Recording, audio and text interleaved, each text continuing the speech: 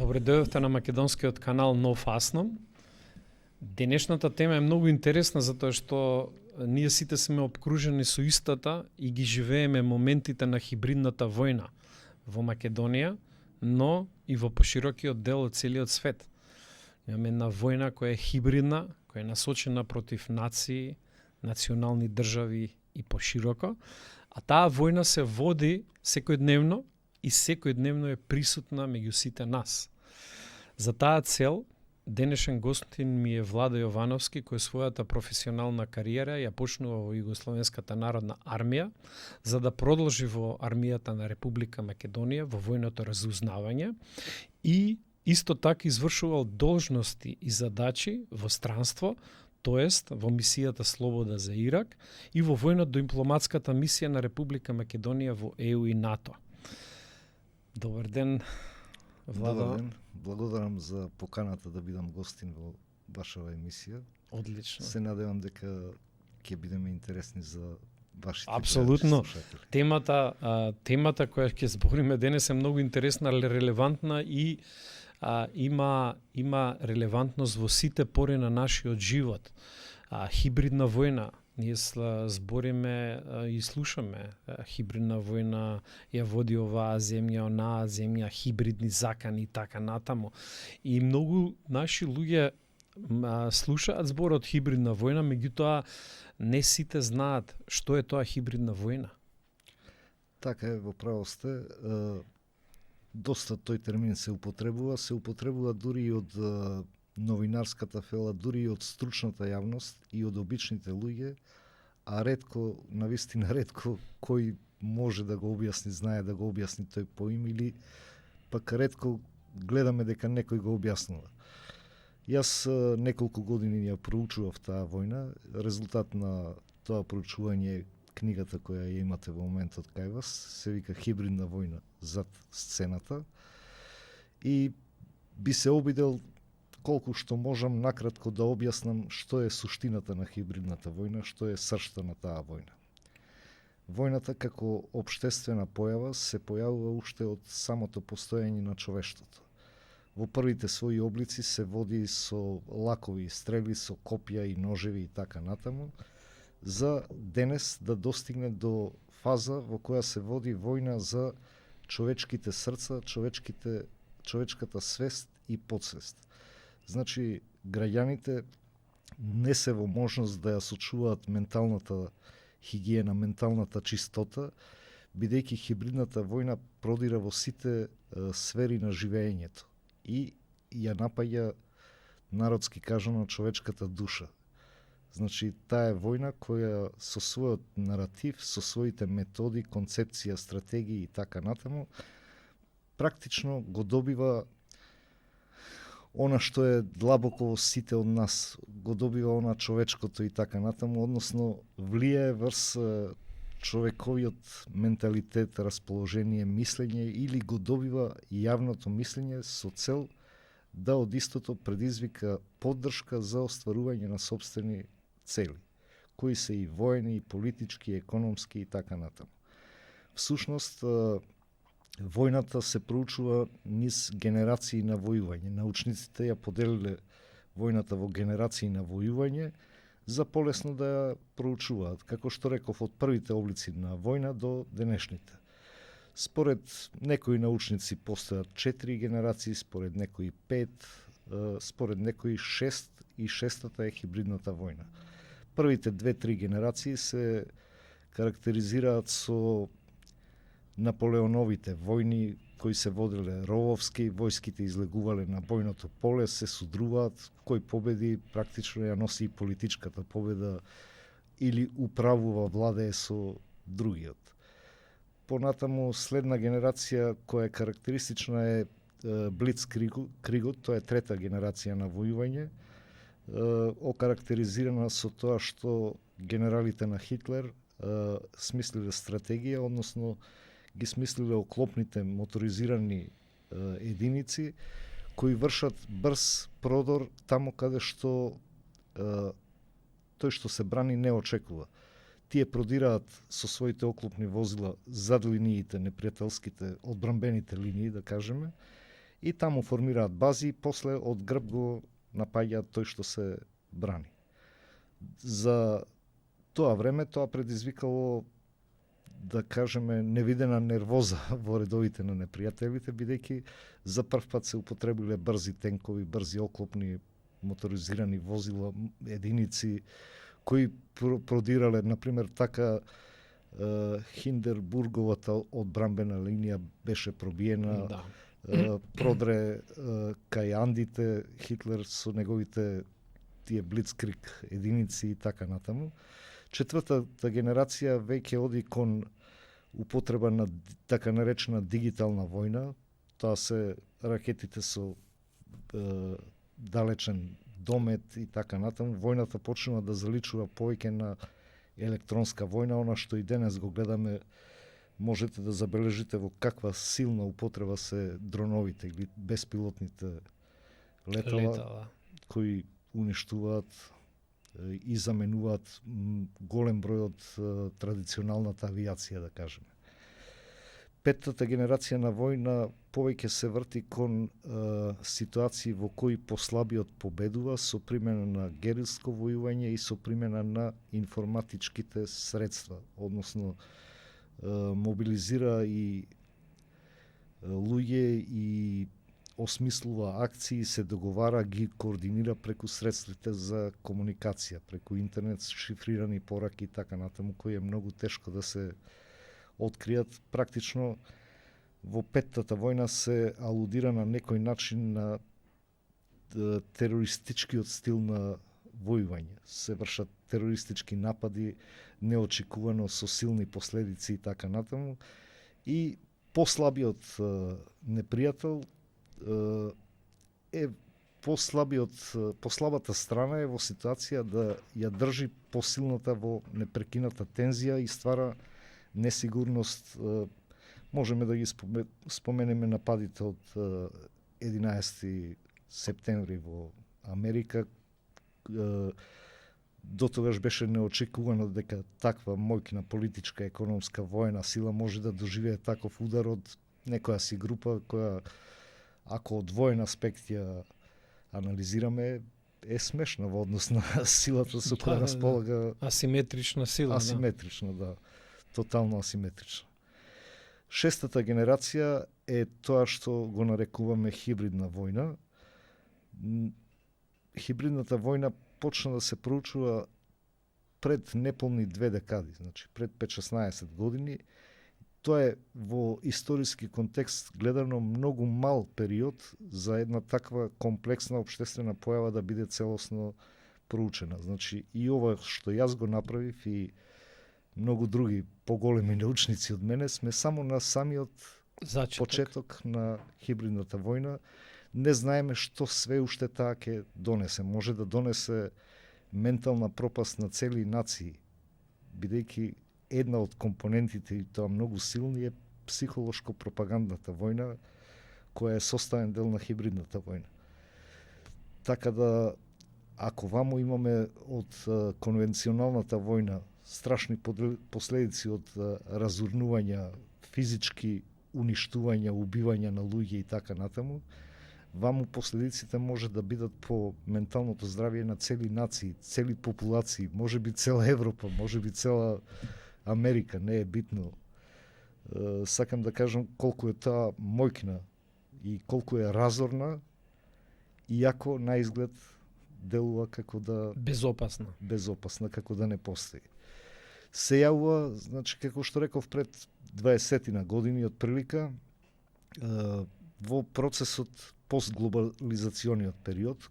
Глобализацијата внесе радикални промени во сите општествени сфери на живењето, внесе радикални промени во меѓународните односи, помеѓу другото, политиката повеќе не е тоа што била. Значи, до тогаш во политиката главниот актер биле државите.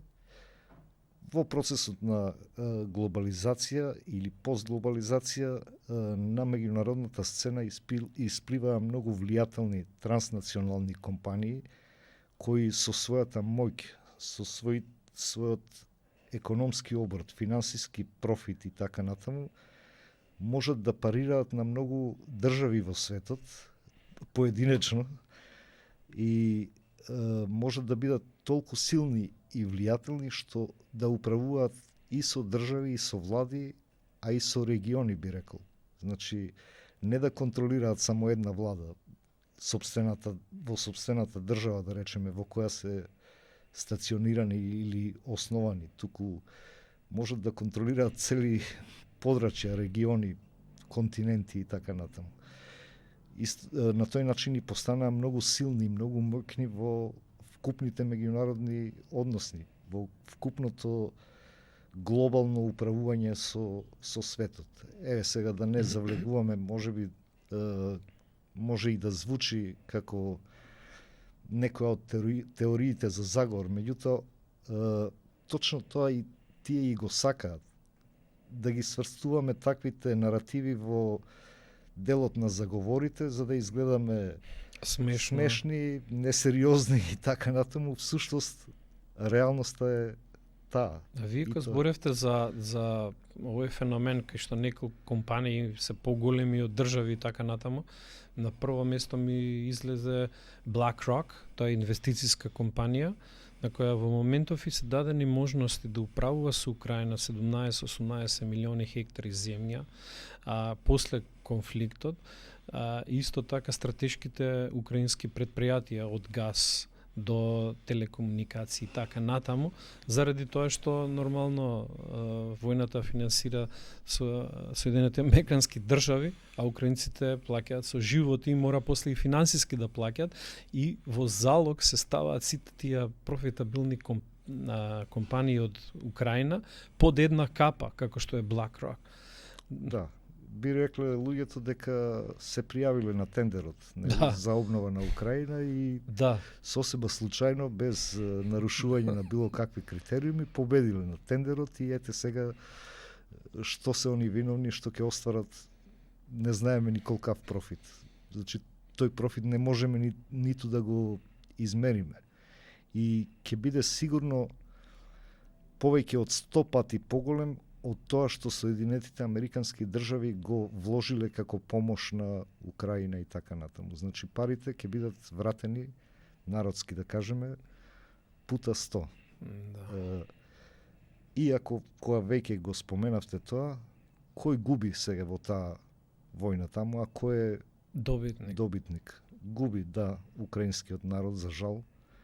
Многу луѓе што живеат во такви војни услови, што своите животи ги даваат.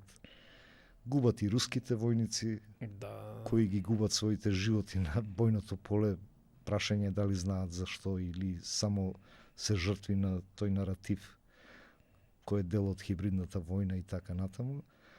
А профитира некој си BlackRock и други компании. А таквите компании секогаш се или непосредно физички дел од некоја влада, или управуваат и со држави, и со цели региони, преку владите, се разбира, преку своји луѓе кои се нивни слуги и така натаму. Како се води хибридната војна? Што е значено? Има неколку повеќе дефиниции. Да. Како што реков, на самиот почеток е на проучување таа војна, меѓутоа, еве ќе ви споменам некои од дефинициите кои ги даваат и источни и западни научници. Од прилика хибридната војна представува водење на војна со комбинирани средства. Комбинирани во смисол употреба на невоени и воени средства. Јас, проучувајќи ги десетина научници кои се бават со таа област, сублимирав све од нив и дадов нешто и свое и констатирав дека хибридната војна се спроведува низ повеќе компоненти. Една компонента е политичката компонента, втората компонента е економската компонента, третата компонента е разузнавачката. Разузнавачките служби имаат силна улога во водењето на таа војна. Четвртата компонента е информатичката војна. петтата компонента е психолошко-пропагандната војна и шестата компонента се обојните револуции или шарените револуции. Поблиску на македонските граѓани е тој термин. И се разбира и чисто воената компонента е составен дел од хибридната војна. Меѓутоа, стратезите кои ја употребуваат или агресорите да ги наречеме, одлучуваат дали ќе ја применат и воената сила, која компонента ќе биде како водечка во таа... и како ќе ги комбинираат компонентите. Некојаш ќе бидат во прв план ќе се спроведе психолошко-пропагандната војна, ќе се изведат некои воени упади, удари, поситни, можеби терористички акти и така натаму. За да се заплаши раководството. Да се постигне, да се заплаши раководството, да изгуби контрола врз населението, врз територијата, да завладее страв, чувство на немојки и така натаму, за нападнатиот да ги прифати условите кои ги диктира агресорот. Тоа хибридната војна ја нарекуваат уште и безконтактна војна. Значи, таа не е војна во која директно ќе се судрат две... Војник против војник, држави, на нишан така еден натаму. против друг. Ја нарекуваат информациска, односно информатичка, бидејќи се спроведува со наративи. Ја нарекуваат војна без војна, пошто таа ти дава чувство дека е све мирно, дека некој се обидува да ти помогне, да те извлече од затапеноста, од ретардираноста, од ретроградноста во размислувањето, те влече напред. Ти треба да зачекориш храбро во иднината, да носите храбри одлуки кои вашата земја ќе одведат напред и така натаму. Секако се нарекува, само не се нарекува војна. Токму заради тоа, за да таа се води со силата на привлечност. Агресорот настојува да те привлече, да те добие за своите ставови, да го добие широкото јавно мислење како поддршка и да ги спроведе сопствените цели. Најчесто се тие да инсталира влада која ќе ги исполни неговите геополитички, економски или сите заедно интереси. Во главном, целта поради која се води, нели, според Клаузевиц, класичната војна е продолжување на политиката со други средства и методи, да. а оваа војна е продолжување на политиката со пошироки средства и методи. Целите и на едната и на другата војна се исти. Класичната војна се води за да се освои територијата, да се покори населението, да се, и да се оствари доминација врз управување со поробената земја, да кажеме, со окупираната територија. Во хибридната војна тоа се постигнува истото, само што окупираната земја, окупираните граѓани имаат чувство дека се слободни, дека се суверени. Всушност, за све одлучува некој друг, се спроведуваат неговите цели. Исто како што би било и со класична окупација. Само што овде тоа се води со бели ракавици, нели, со поинакви методи и така натаму. Како што рековме, комбинација, хибридната војна е војување со комбинирана употреба на воени и невоени средства. Може да ми кажеш кои се одлични или добри примери каде што е применета хибридната војна? Да ви кажам, да, и во книгата тоа сум го обработил. Дефинитивно, значи, да. Она што се случи во Украина е последица на хибридната војна. Меѓутоа не ова што се случи денес само, туку практично од излегувањето на Украина од Советскиот сојуз до денешен ден безнееше хибридната војна. Само во разни форми. Во разни Имавме форми. таму Портокалови револуција со и Јушченко која дојде и така натаму.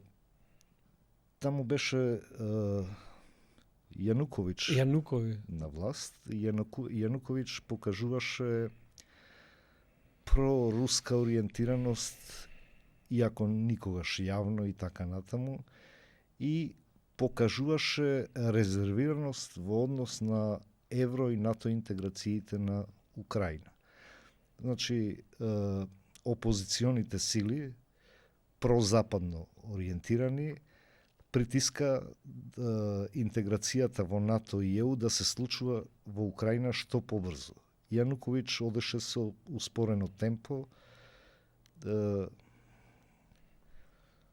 надевајќи се да постепено ја развива земјата и така натаму. Во 2004 му направија шарена револуција или обоена револуција, со која го соборија од власт и на власт дојдоа прозападно ориентирани политичари, опозицијски прозападно настроени. После 10 години нивно владење, Украина беше потоната во криминал, во хаос и во морална и секаква декаденција и деградација. Во меѓувреме ја изгубија власта, повторно дојдоа некои си така не толку прозападно ориентирани политичари и спроведоа револуција после револуцијата. Тоа беше во 2014, повторно го соборија проруски. Потврда револуција со Мајдан, пукања. Имаше тоа се све методи кои се користат во сите тие така наречени револуции. Ќе ви кажам зошто и велам така наречени. И повторно дојдоа прозападно ориентирани политичари. После тоа, во цела таа хибридна војна, во која не учествуваше само Западот, учествуваше и Русија. Русија учествуваше, хранејќи го со идеали населението во Украина, кои се украинци, меѓутоа русофони, да кажеме, го говорат рускиот јазик и голем дел од нив и се чувствуваа како руси. Русија делуваше така што не дозволуваше да се развие некој си чисто украински идентитет, туку постојано го подхрануваше отпорот, да кажеме, и тоа дека се тие руси и така натаму. И се случи тоа што се случи во Донбаск и како беа тие подрачја таму со практично руско население. Донецк и Луганск, да. Да, Луганск, Донецк. Русија во хибридната војна која ја спроведува истокот против западот или западот против истокот, ја употреби и воената компонента. Од целата војна, украинците заборавија да бидат проукраински ориентирани. Беа проруски или прозападно ориентирани, а немаше кој да им го гради украинскиот идентитет. Не сватија дека тоа можат само тие да го направат, никој друг наместо нив. И затоа сега ги трпат најголемите, навистина ужасни последици. Може би приказнава ви звучи веќе слушната или веќе видена. Во последно време, последниве 10 години, може би и повеќе, во Македонија луѓето се делат на прозападно, происточно ориентирани, не знам, се делат на некои што се кочничари на развојот, прогресивни сили и ретроградни сили и така натаму. И некако забораваме да го градиме македонскиот идентитет. И македонската приказка. Очекуваме дека некој друг ќе ни ја изгради. Не, апсолутно. Некој е реално да очекува дека некој друг ќе му изгради куќа, ќе му изгради семејство, ќе му чува семејство и така натаму. Тоа за жал им се случи на украинците и за жал и кај нас постојат таквите наративи. Како се води војната, хибридната војна во Македонија? Кај ги гледате вие основите, кога почна и кои се манифестациите? Хибридната војна е војна која не се објавува. Значи, таа може да се спроведува со децении, никој нема да каже дека да, јас сум хибриден агресор.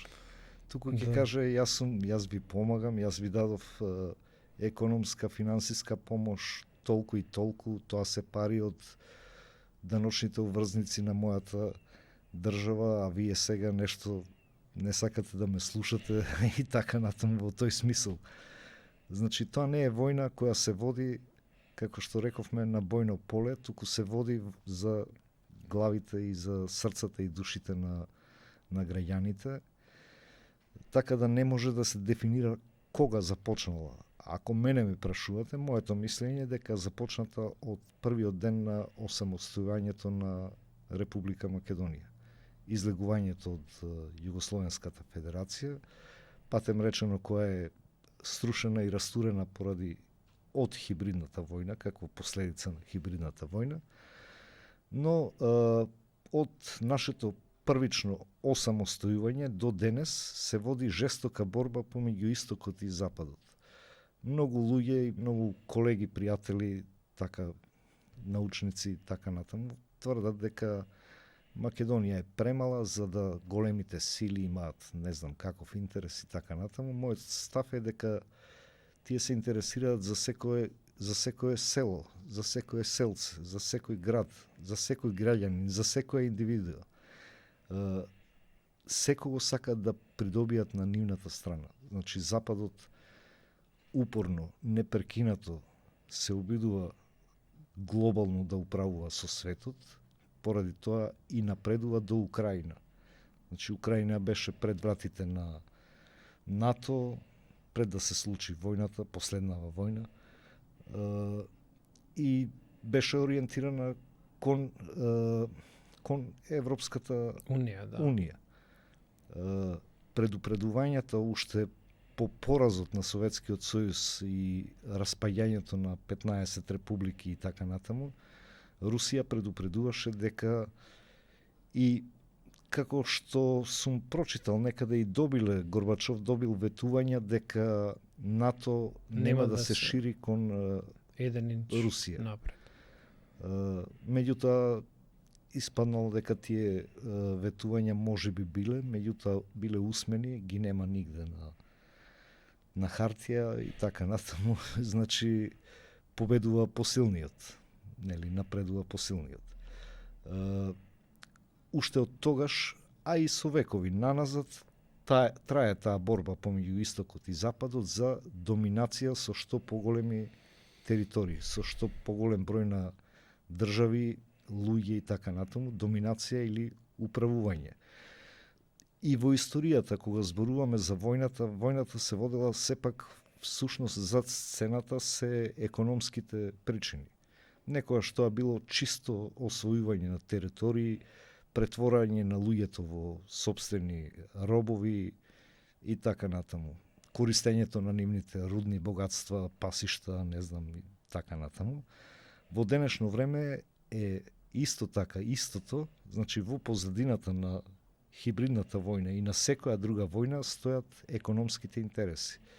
Зошто? Освојување на нови пазари, освојување на нови мозоци, па ние останавме без, да кажам, без луѓе, без работна сила. Да.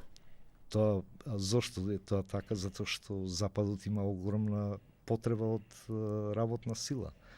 Освојување на пазари, каде ќе ги пласираат сопствените производи, значи тој простор, каков и да е, треба да се пополни со нивна доминација, за да биде едно парче во мозаикот каде што ќе се пласираат нивните производи. Во спротивно, тој простор ќе го завземе истокот. Пак велам, не со класична окупација, туку со хибридна стратегија, хибриден начин на војување. Значи, овдека парче земја би било кинески пазар, да речеме, московски пазар и така натаму. Затоа никој не е беззначаен во таа борба. Секоја држава, секој град, секое селце, дури и секоја индивидуа. Нивната борба која трае со векови ги пренесува своите наративи на нашите простори и цената или цехот го плаќаат украинците, македонците и не знам кој. Кога се работи за методите и начинот на извршување на таа хибридна војна, кои ние немавме војна со Западот, освен 2001, меѓутоа, кои се методите и кои се алатките на таа во нашиот случај, во македонскиот, во македонскава хибридна војна во која што ние западнавме? Во македонската хибридна војна беа буквално употребени сите средства кои што, како што реков, представуваат компоненти на хибридната војна. Политички секогаш беа активни, тоа е центарот на стратегијата која планира, спроведува и така натаму. Значи политички бевме секогаш под контрола на Западот. За волја на вистината да не звучиме антизападно настроени, секако дека Истокот повторно поради себе, поради сопствени интереси, настојуваше да го попречи Западот во напредувањето во глобалното управување со светот, не за да не заштити нас, македонците, за да ни помогне на нас, македонците, него едноставно за да ги исполни сопствените легитимни цели, интереси. Значи беше употребена политичката компонента, беше употребена разузнавачката компонента, беше употребена економската компонента. Ако се сеќавате, имаше некои најави дека гасоводи ќе поминуваат низ нашата територија, затоа се наплаќаат големи такси, нашата држава би имала голем приход од тоа и така натаму. Хибридниот агресор, ако почувствува опасност дека таргетираната држава би можела да напредува во економски смисол, тоа ќе значи дека ќе се подобри стандардот на населението. По висок стандард, кога постои во државата, потешко е да го добиеш населението за сопствениот наратив. Значи, полесно е да управуваш со посиромашно население. И кога е беда во државата. Така е. За жал, мислам. Понатаму беше употребена информацијската војна, таа е постојана, таа е Кои се методите на информацијска војна што се употребуваат во Македонија? И кои се алатките исто така низ која се спроведува? Многу пати можевте да слушнете дека ќе се формираат тимови на европско ниво. Европската унија веќе имаат цели единици, цели организации кои се бават со сузбивање на лажни вести, со детектирање на лажни вести, детектирање на омраза на говор. Ако се сеќавате, беа пуштани информации дека ќе се санкционираат сите кои ќе го попречуваат реализирањето на Преспанскиот договор, да речеме, и така натаму. Се тоа фини методи на заплашување, војување, заплашување и така натаму, и насочување на јавното мислење. Значи, да, треба да размислиш, ако тебе не ти се допаѓа Преспанскиот договор, ти можеш да постанеш мета на некого. Да, така, ајде кјутиме. Ние не го сакаме, ама да се привикнеме на него. Да, може би е навистина добар, чекај да ги слушнеме. И така натаму.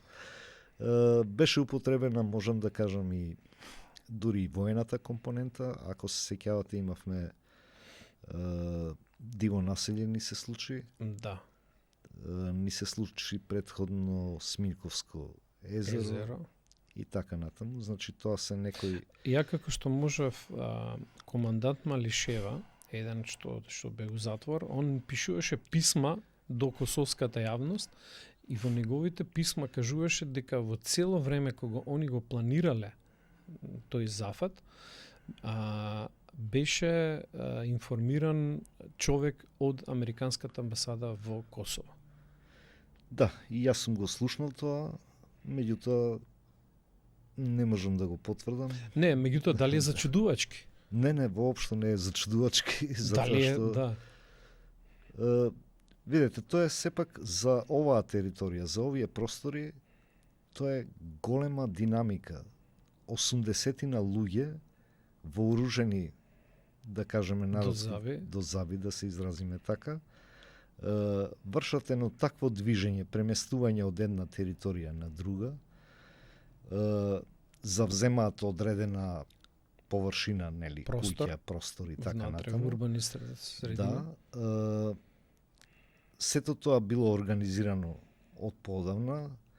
Главните учесници во тоа, директни извршители, се добро познати на сите светски служби. Тоа се криминалци кои повремено работат за одредена национална кауза и така натаму, а всушност цело време работат за економски профит. Се бават или со шверц на дрога, на луѓе, на све што треба, важно добро профитираат.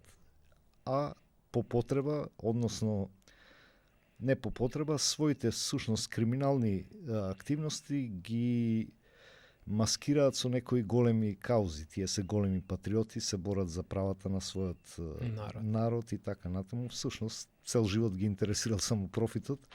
Таквите типови се обично од многу поодамна, би рекол, од многу млади, водени од разноразни светски разузнавачки служби, тие се така и растени и така натаму.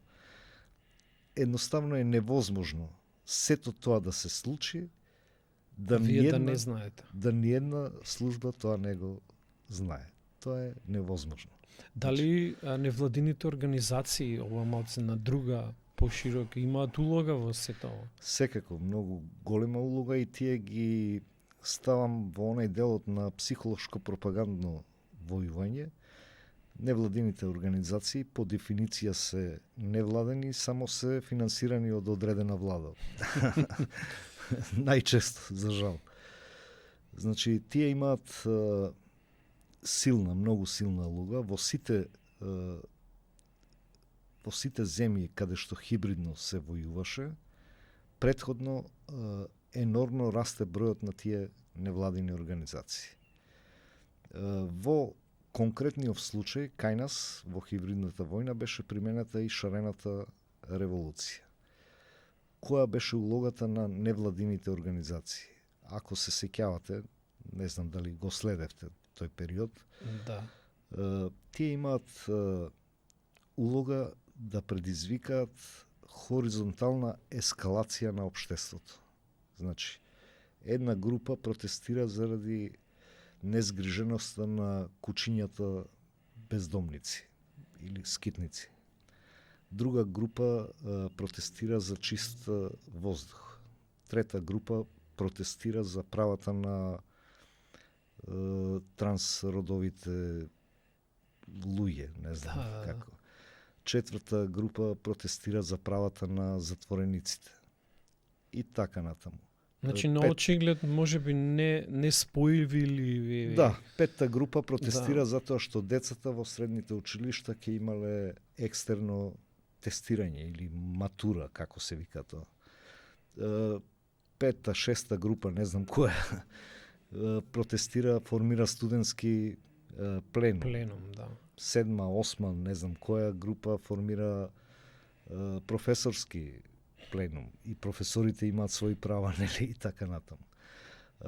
Се форсираат одредени медиумски кујки, новинари и така натаму, да постепено ги пласираат наративите на хибридниот агресор, односно неговите интереси. Значи, кај нас од прилика тоа се одвиваше дека ќе го смениме името, како што еден врвен политичар рече, so what? Па што ако го смениме името, значи ништо страшно во тоа. И таа медиумска куќа понатаму, во зависност, нели, од тоа колку се плати, постепено пласира такви идеи дека тоа не е ништо страшно. Работа, да. Да, и така натаму.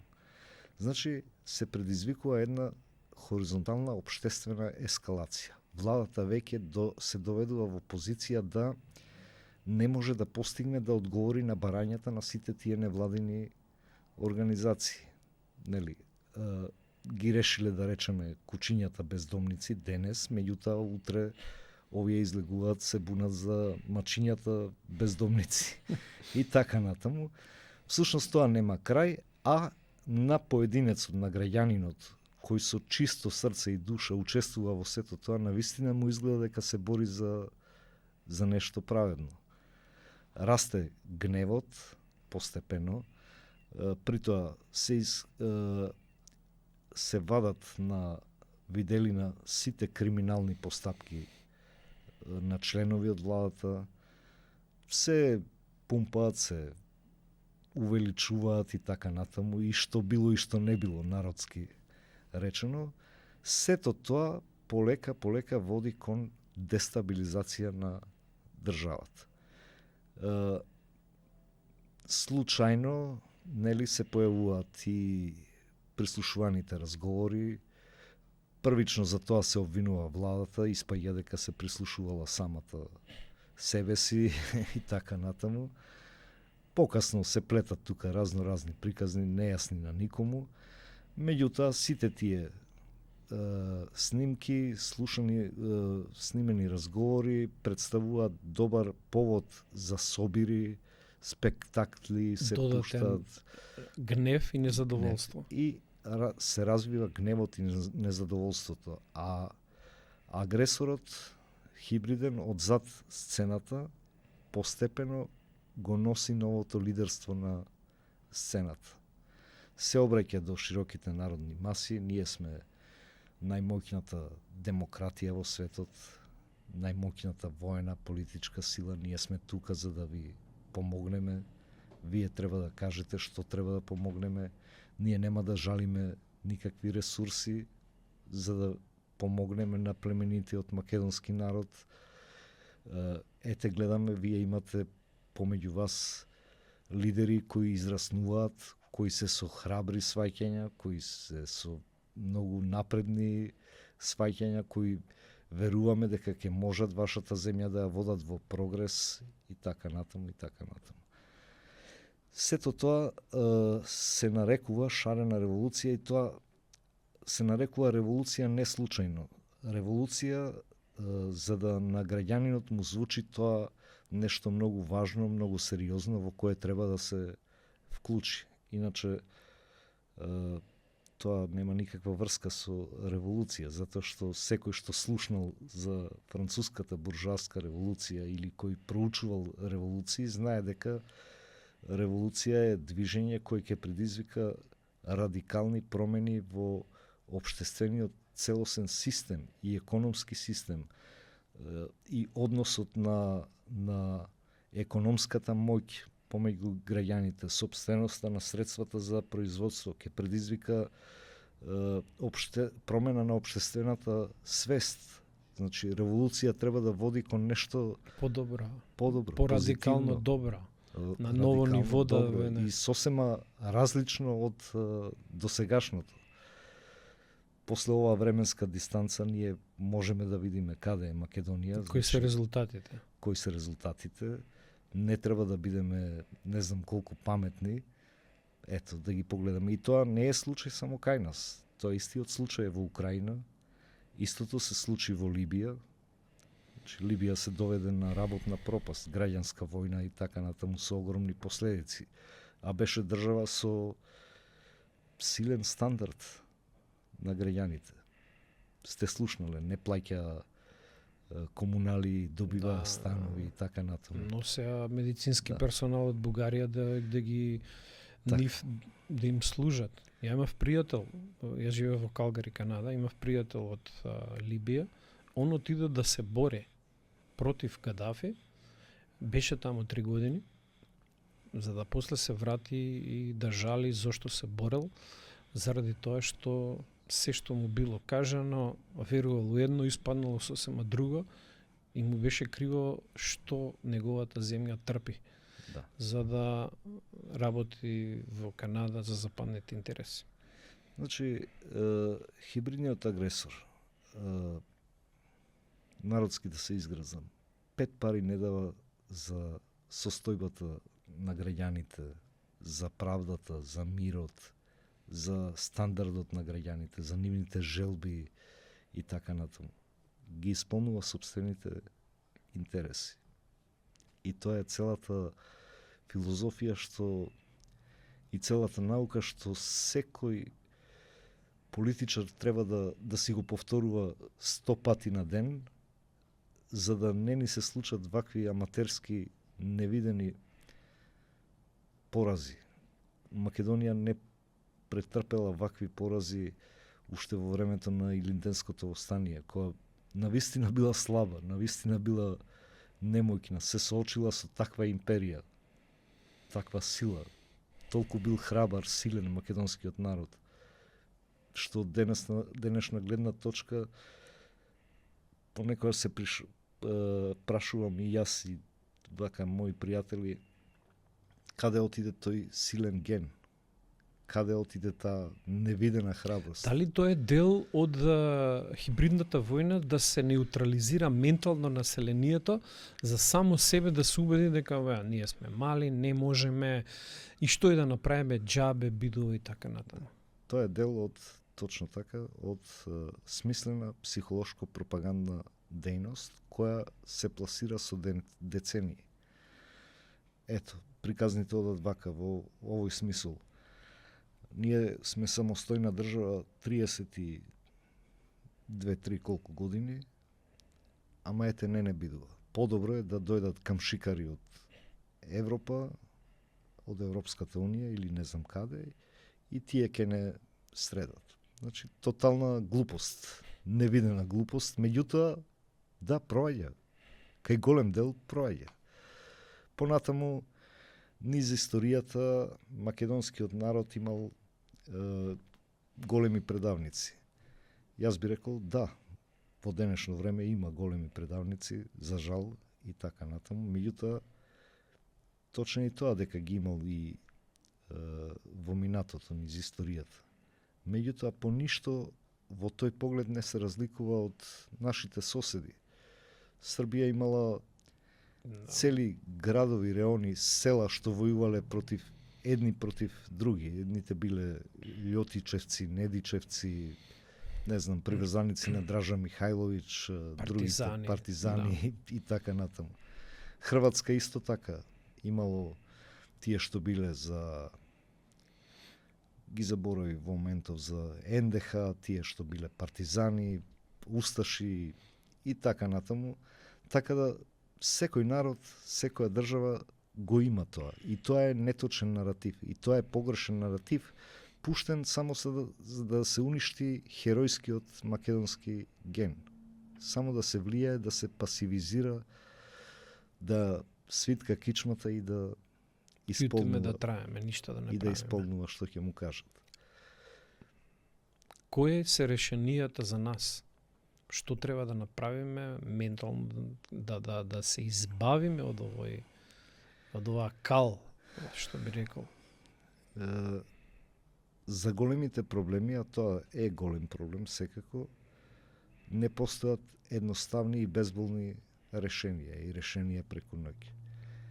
Ако мене ме прашувате, најголема закана по безбедноста и по секаква друга, не само воена безбедност, економска, психолошка, секаква безбедност на граѓаните, социјална и така натаму, е корупцијата. Зошто? Затоа што, еве земете едно семејство. Така, ако семејството само не се бори, не е единствено, не се бори за себе, оди со наративот дека, не знам, детето кажува, јас не се запишав на факултет, бидејќи нема врски да се запишам. Сопругата кажува, јас не можам да добијам повисока плата, унапредување на работното место, бидејќи немам доволно врски и така натаму. Сопругот кажува трето, другото дете кажува нешто друго и така натаму, и семејството што треба да очекува? Дека вие, јас или било кој од страна ќе им ги реши нивните проблеми? Не. Мора да ги реши само. Значи, ние за 30 и неколку години самостојност не ги одредивме нашите национални интереси.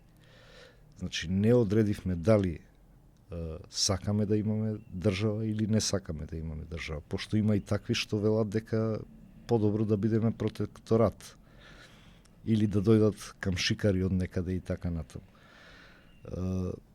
Друго, корупцијата не е само тендерите. Значи, тоа е многу тесно гледање на корупцијата, туку таа представува веќе кај нас начин на однесување и бидејќи предолго трае, ние се доведовме до ситуација да поради корумпирано образование веќе добиваме кадар кој има дипломи, а нема знаење.